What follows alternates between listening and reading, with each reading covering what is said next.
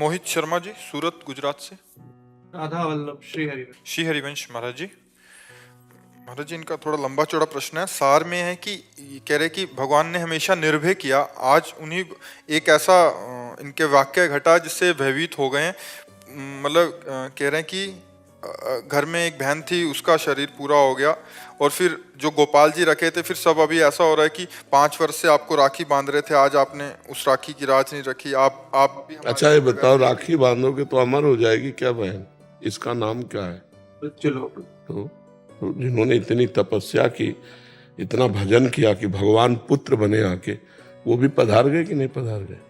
फिर आप कैसी बात कर? वो मुझसे 7 साल छोटी थी। मैंने अपने भैया, गर्भ में भी समय पूरा हो जाता है, गर्भ में भी समय पूरा हो जाता है तो गर्भ में ही मर जाता है, गर्भ के बाहर आके मर जाता है, 1-2 साल का होके मर जाता है, 10-5 साल का होके मर जाता है, जवान मर जाता है। मरने की कोई समय है क्या? अब बताओ, मरने का कोई समय है क्या? आप कहते हैं ना कि भगवान कभी भक्तों का अनिष्ट नहीं होने देते। कैसे अनिष्ट हो? तुम क्या जानते हो उसका अनिष्ट? सुनो, एक भाई बहन दोनों बहुत भजन करते थे। प्रताप राय नाम था भक्त, प्रताप राय भाई का, और उन्होंने कभी भगवान से कोई कामना नहीं की थी। और बहन जो थी, उनका ब्याह हो गया, बहुत भजन करने लगी। अब ब्याह के कुछ ही दिन बाद पति बीमार होने लगा, और ऐसी बीमार की स्थिति आई कि वो मरणासन में पहुंच गए। तब उनकी बहन भाई के पास आई, वो जानती थी कि हमारे भैया का भजन बहुत जोरदार है। तो उन्होंने कहा, भैया आज तक हमने आपसे कुछ नहीं मांगा, और शायद आपने भी भगवान से कुछ नहीं मांगा है, आज भगवान से मांग लीजिए कि मेरे पति का जीवन बच जाए, क्योंकि अभी ब्याह हुआ है और पति चला गया तो मतलब जीवन ही चला गया। तो उनका, बहन मैंने भगवान से कभी कुछ मांगा नहीं है, मांगना भी नहीं चाहता, पर तुम हमको दबाव डाल रही हो, तो चलो तुम्हारे पति के पास चलते हैं और वहीं भगवान से हम प्रार्थना करेंगे। गए तो तुम मरणासन स्थिति में पड़े। बड़े ध्यान से सुनो ना। वो गए और अपने बहनोई का सर गोद में रखा, और ऐसे ऐसे भगवान से एकाग्र हुए कि हे भगवान, मेरी बहन का सुहाग सुरक्षित कर दो। और बहन चरणों के पास बैठी अपने पति के, और वो अपने जीजा का गोद लेकर, गोद में ऐसे सर लेकर, इतने में दोनों को तंद्रा आ गई। तो देखा कि जो बहन है, बहन ने देखा कि उसका पति भगवान के पार्षदों से कह रहा कि ले चलो मुझे। तो बोले, हम नहीं ले जाएंगे, तुम्हारे जो साले हैं वो बड़े भजनानंदी हैं, और वो भगवान से प्रार्थना कर रहे हैं, तो भगवान कैंसिल कर देंगे, हम नहीं ले जाएंगे। तो वो रो के कह रहे हैं, नहीं, जन्म जन्मांतरों से भटकता रहा, आज पत्नी भजनानंदी मिली है, उसके प्रभाव से मुझे भगवान के पास जाने को नहीं, रोको मत, उनको मना कर दो, रोके मत, मेरा जन्म जन्मांतरों से बिछड़े हुए भगवान से मिलने जा रहे। ये दोनों लोगों ने स्वप्न देखा। तत्काल बैठे बैठे उसे तंद्रा स्वप्न कहते हैं। एक होता सुसुप्ति स्वप्न, सोते हुए, एक होता बैठे बैठे ऐसे तंद्रा आ गई, उसमें देख लिया। बहन का नाम मालती था। तो प्रताप राय जी ने कहा, मालती अभी तुमने कुछ देखा? बोले, भैया हमने देखा कि हमारे पति भगवत पार्षदों से कह रहे हैं कि ऐसा मेरे वो नहीं कर सकते, क्योंकि भगत है मेरा, मंगल नहीं कर सकते, मंगल भवन भगवान से मिलने का समय आया है, और भगवान के पार्षद आके वापस चले जाएंगे, ये ठीक नहीं। बोले, यही हमने देखा, अब बोलो क्या करें? बोले, रहने दो भैया, अगर पति भगवान के पास जा रहे हैं तो अब मैं नहीं रोकूंगी, क्योंकि वो भी भक्ता थी, जानती। तो आपको क्या पता, वो जीव इतने दिनों तक केवल लड़की के शरीर में रहा, अब वो भगवान से मिल गया जाके। तुम्हारी भक्ति, उसकी भक्ति, गोपाल जी ने कृपा करी और अपने धाम में बुला लिया। अब आप अपनी सोच से अमंगल मान रहे हैं, तो हम क्या कर सकते हैं? आप जानते हैं वो तुम्हारी जो बहन थी, वो पूर्व जन्म में कौन थी? आप जानते हैं तुम्हारी बहन कहाँ गई? तो व्यर्थ में भगवान को कोस रहे हो कि राखी बांधी, भगवान को पूजन किया, भगवान ने क्या किया? उठा लिया। उठा नहीं लिया, अपने पास बुला लिया। संसार में भटकने से बचाकर अपने पास में बुला लिया। तो ऐसे निगेटिव क्यों सोचो आप? मैंने अपनी बहन के जो आखिरी क्रियाम थे वो सारे मैंने अपने हाथों से किए। जी उस समय मैंने ये चीज समझ गया कि ये जो शरीर है ये मेरा असली स्वरूप नहीं है। बिल्कुल बिल्कुल। और डर इसलिए लगता है क्योंकि मैं ऐसा अपना स्वरूप समझे बैठा हूँ, अपने स्वरूप में स्थित होना चाहता हूँ ताकि जब इसको छोड़ूं तो डरूं नहीं। हाँ बिल्कुल। पता रहे हाँ कि जिस घर में जाना है पता रहे कि उससे का एक हाँ, बहुत उत्तम विचार है। नाम जप करो ना करता हूं। निरंतर, नहीं कर पा रहा, लेकिन कोशिश कर। पर निरंतर पहले करो। इसी नाम जप से शुद्ध ज्ञान प्रकट होगा और शुद्ध ज्ञान में आप अपने स्वरूप का बोध प्राप्त कर लेंगे। जब तक बुद्धि हमारी अशुद्ध तब तक ब्रह्म बोध नहीं होता, स्वरूप बोध नहीं होता। इसलिए नाम जप करो, शास्त्रों का स्वाध्याय करो। जैसे गीता जी है ना, तो स्वामी राम सुखदास जी ने बहुत सुंदर टीका की है। साधक संजीवनी नाम है, खरीद लो, एक गीता प्रेस से मिलती है, और उसका स्वाध्याय करो। साधक संजीवनी बहुत सुंदर चीज मिलेगी तुम्हें, बहुत अच्छी सामग्री मिलेगी परमार्थ के लिए। और नाम जप करते रहो बस। और भगवान जो करते हैं उसमें मंगल विधान करते हैं, पक्का विचार करो। आलोक कुमार जी गाजियाबाद से। राधे राधे महाराज जी। महाराज जी, ध्यान लगाकर पूजा करना बेहतर है या मूर्ति पूजन करना चाहिए? मतलब ध्यान लगा के बैठ जाओ या मूर्ति पूजन? दोनों दोनों। जिसकी बाह्य में प्रियता हो वो बाह्य आराधना करे, और जिसकी आंतरिक प्रियता हो वो आंतरिक आराधना करे। तात्पर्य आराधना से है। अगर बाह्य भी करते तो आंतरिक ही होती है, क्योंकि हम बाह्य श्रृंगार करते होते हैं लेकिन हमारे अंदर चल रहा होता है भगवान को तिलक लगाना है। तो हमारी पहले भावना में तिलक लगता है, फिर बाहर तिलक लगता है। भगवान को आज ये भोग पवाना है तो पहले भावना से भोग लगता है, फिर प्रगट में उसकी क्रिया होती है। कोई भी क्रिया तब होती है, एक सिद्धांत है, जो पहले मानसिक हो जाती है। जैसे हमको कोई भी कार्य करना है तो पहले मानसिक हो जाएगा, फिर प्रगट में उसकी क्रिया होगी। तो अगर आप मानसिक करते हो तो बढ़िया है, और जो बाह्य करते हैं वो भी बहुत बढ़िया है। दोनों बराबर हैं, क्योंकि दोनों से भगवत प्राप्ति होगी। दोनों सत्क्रिया है, उसमें कोई अंतर नहीं है। हाँ, अब अंतर बता रहे। बाहर वो भगवान की छवि की मूर्ति की पूजा कर रहा है, वो अंदर चिंतन अन्य कर रहा है, ये बात ठीक नहीं है। जिसकी बाहर कर रहे हो उसके अंदर से चिंतन करते हुए करो। और इसमें तो बाहर का कोई विषय ही नहीं, क्योंकि अंदर अगर आप एकाग्र नहीं तो कर ही नहीं सकते। जो ध्यान पूर्वक मानसिक पूजा है वो एकाग्रता पर ही हो सकती है। अगर एकाग्रता नहीं तो नहीं कर सकते हो। और बाह्य में एकाग्रता के बिना भी हो सकती है, पर एकाग्रता करके करे तभी सफल पूजा मानी जाती है। मेन तो एक था सर कि मानव सेवा बेहतर है या नहीं, बेहतर करने पर निंदा हो जाएगी दूसरी सेवाओं की। जैसे हम किसी बात को बेहतर कहते हैं तो फिर निंदा हो जाएगी दूसरी सेवाओं की। करोड़ों मूर्ति उपासक हैं, नहीं है तो सबकी अवहेलना हो जाए कि नहीं? अरे ठाकुर का श्रृंगार करके रोते हैं, ठाकुर बात करते हैं, तुम्हें हम कैसे बताएं? तो हर जगह अपनी अपनी योग्यता है और अपनी अपनी रुचि है। जैसे आपकी रुचि है कि मैं मानव सेवा करूं, बिल्कुल आप कीजिए, सब में भगवान विराजमान। किसी की इच्छा मैं मूर्ति सेवा करूं, बिल्कुल कीजिए, कण कण में भगवान है तो मूर्ति में भी भगवान है।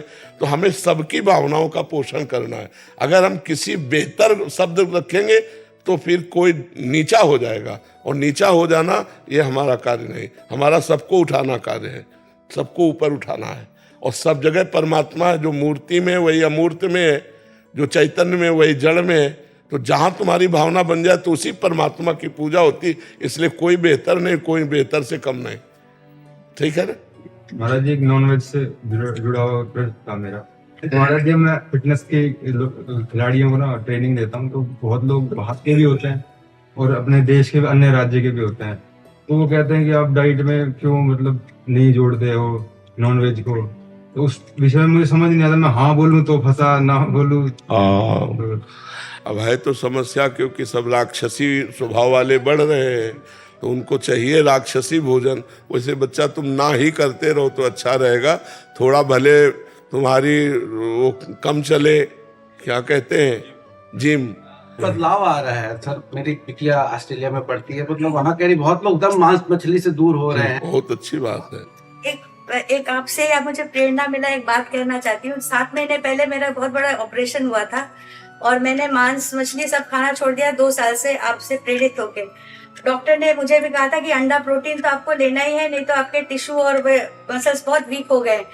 मैंने श्री जी पे ये राय छोड़ा था कि श्री जी आप भी मुझे इससे निकालिए, अगर मुझे अंडा खाना पड़ा तो भी अब मैं कहाँ जाऊँ, या तो कोई दवाई या कोई और खान पान की आप मुझे बताइए जिससे मेरा आपका मान सम्मान और मेरा मान सम्मान भी बना रहे।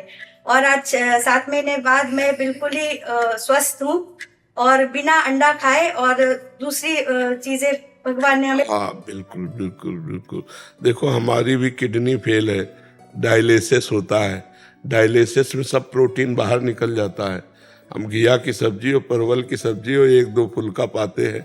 नहीं, सात्विकता अध्यात्म में जो बल है वो हम आपको पक्की बात कहते हैं। और जिंदगी हो गई, मतलब सात्विक भोजन भी भरपेट नहीं मिला तो अन्य तो बात जाने तो बाबा जी रहे। और दूसरा हम प्रसन्न रहते हैं, भगवान में प्रसन्न रहते हैं। आपकी अनुमति से, और आप पढ़िए गूगल में जाके, विश्व विख्यात खिलाड़ी वेजिटेरियन, जी वर्ल्ड चैंपियन। जी जी।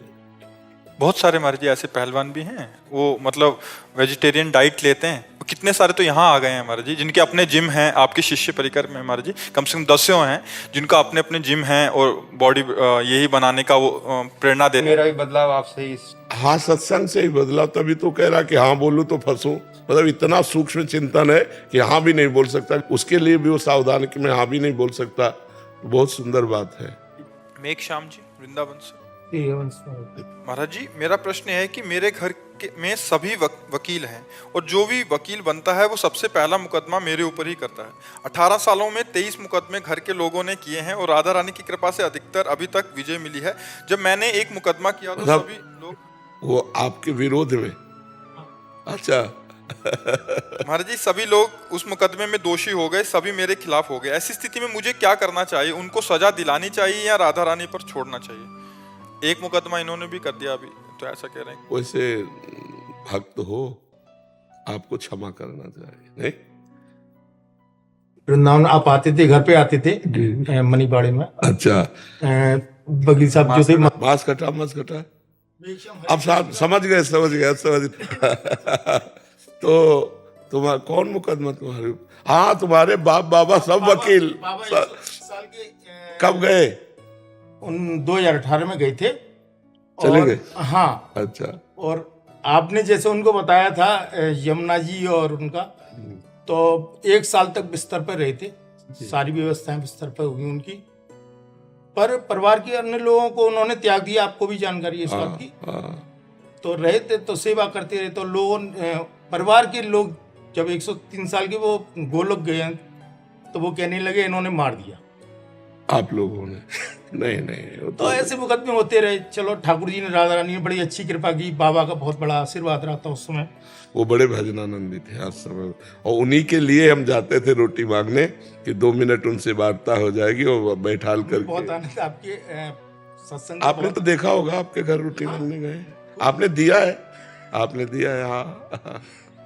तो फिर मैं ये चाह रहा था कि कोई अपराध ना लगे जी, पर हमें लगता है कि यार अपने घर वालों को क्यों उमा क्षमा सा। इसीलिए मैं कह रहा था, मैं राधा रानी पे छोड़ा जाए या राधा रानी पे छोड़ दो, तुम मत करो। वो लोग गलती कर रहे हैं तो कर रहे हैं, लेकिन तुम उनको क्यों फंसाओगे? नहीं, तुम क्षमा करो तो तुम्हारी उन्नति होगी। नहीं, हाँ क्षमा करो, तुम क्षमा। भगवत पार्षद हो और इतने बड़े भजनानंदी तुम्हारे बाबा थे, बहुत संत थे, गृहस्थ में रहते हुए संत थे और बड़े पवित्र विचार वाले थे। हाँ। मीनाक्षी पाठक जी नोएडा से। श्री हरिवंश महाराज जी आपके चरणों में कोटि कोटि प्रणाम। महाराज जी जब जीवन में भीषण परिस्थितियां आती हैं, कष्ट आता है, तब भगवान की याद आती है और पूजा पाठ करने में मन लगता है, और जब सब ठीक होने लगता है तब भजन पूजा में अधिक मन नहीं लगता। ऐसा क्यों होता है महाराज जी? अच्छी परिस्थिति में भी मन लगे, ऐसा क्यों? क्योंकि भगवान में मन लगता ही नहीं। वो तो अनुकूलता की, प्रतिकूलता की, परिस्थितियों के अनुसार है। भगवान में कोई प्रेम थोड़ी हो गया है, भगवान से कोई अपनापन थोड़ी हो गया है। वहाँ मानो अनुकूलता का भोग होता है, इसलिए भगवान का चिंतन नहीं होता, और प्रतिकूलता का भोग होता नहीं है, क्योंकि दुख कौन भोगना चाहता है। तो भगवान का भी चिंतन होता है पूजा पाठ में कि प्रभु हमारे दुख को निवारण कर दो। वो प्रभु से थोड़ी कोई मतलब है, वो दुख निवृत्ति के लिए है। भजन तो तब माना जाए जब भगवान से अपनापन हो। चाहे दुख हो तो भगवान, सुख हो तो भगवान, मान है तो भगवान, अपमान है तो भगवान, इन परिस्थितियों में हम भगवान का विस्मरण ना करें तब तो माना जाए कि भजन है। इसे कोई भजन थोड़ी कहते हैं, वो तो प्रतिकूलता की निवृत्ति के लिए भगवान से पुकार हो रही है। अनुकूलता आया तो उसका भोग हो रहा है, प्रतिकूलता तो भोग से बचना है, इसलिए भगवान से प्रार्थना करते हैं, इसलिए भगवान का सुमिरन करते हैं कि प्रतिकूलता हट जाए। उसे भजन थोड़ी कहते हैं। भजन का मतलब है तदर्पिता अखिलाचारिता तद विस्मरणेन परम व्याकुलते, देवर्षि नारद जी कहते हैं। समस्त आचरण भगवान को समर्पित है। जरा सा विस्मरण होने पर प्राण व्याकुल हो गए भगवान के लिए, उसे भजन कहते हैं। अव्यावृत भजनात्, अखंड भजन, तैल धारावत भजन। तो हमें लगता है कि थोड़ा सुधार किया जाए अपने जीवन में। भगवान जब अनुकूलता दें तो उनका दुलार देखो, और जब प्रतिकूलता दें तो उनकी कृपा देखो, और खूब नाम जप करो। अगर अनुकूलता का भोग करोगे, प्रतिकूलता में भगवान का स्मरण करोगे तो रंग नहीं आएगा, हृदय में प्रेम नहीं आएगा, और प्रेम बिना मनुष्य जीवन का कोई सार नहीं है। सो सब धर्म करम जरि जाऊ, जहाँ न राम पद पंकज भाऊ, जोग कुजोग ज्ञान अज्ञानु, जहाँ नहीं राम प्रेम परधानु। प्रेम ही जीवन का सार है। जान ले सो जानने हारा। अगर प्रेम नहीं है तो फिर कुछ नहीं है। प्रेम सर्वोपरि वस्तु है। मिले न रघुपति बिन अनुरागा, किए कोटि जप जोग विरागा।